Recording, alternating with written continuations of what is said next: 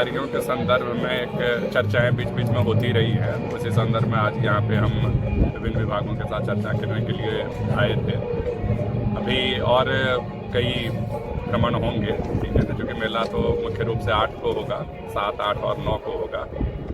तो कई सारे पॉइंट्स रहते हैं, जैसे पेयजल की व्यवस्था हो, दुकानों का व्यवस्थित रूप से आवंटन हो, वो लगे, बिजली की व्यवस्था हो, साफ सफाई का, और श्रद्धालुओं को बेहतर और सुविधाएं मिल पाएँ, वो आसानी से उनका आवागमन हो सके। तो ये कई सारे बिंदु रहते हैं। इन सभी बिंदुओं में क्या अभी तक क्या प्लान था और किस हिसाब से हम कहाँ तक कर पाए हैं, इसके संदर्भ में चर्चा थी।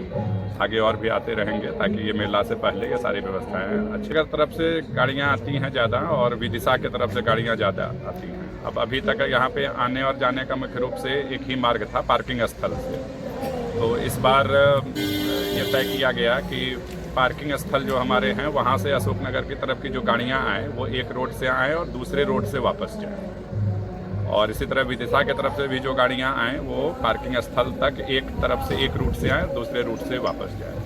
तो इस तरह से हमने 2 वैकल्पिक रूट का चिन्हांकन किया है। उसमें थोड़े बहुत कार्य की भी आवश्यकता थी, जिसको कि विदिशा जिला प्रशासन के सहयोग से और जो अशोकनगर जिले के सीमा में है उसको यहाँ अपने स्तर पे उसको सुधारने का प्रयास किया गया है, जिससे कि वो मोटरेबल हो सके। और इस बार कोशिश रहेगी कि पार्किंग स्थल तक गाड़ियां एक तरफ से आएँ, दूसरी तरफ से। सुरक्षा को लेकर एसपी साहब के लगातार दौरे हुए हैं पिछले में, और संयुक्त रूप से भी हम लोगों ने भ्रमण किया है। अभी आगामी कल परसों में हम लोग फिर से एक बार संयुक्त रूप से करेंगे।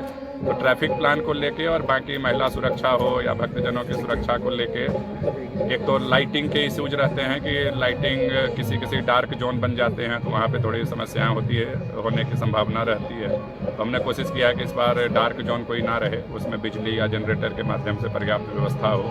ट्रैफिक के लिए हमने अभी प्लान आपको बताया ही है।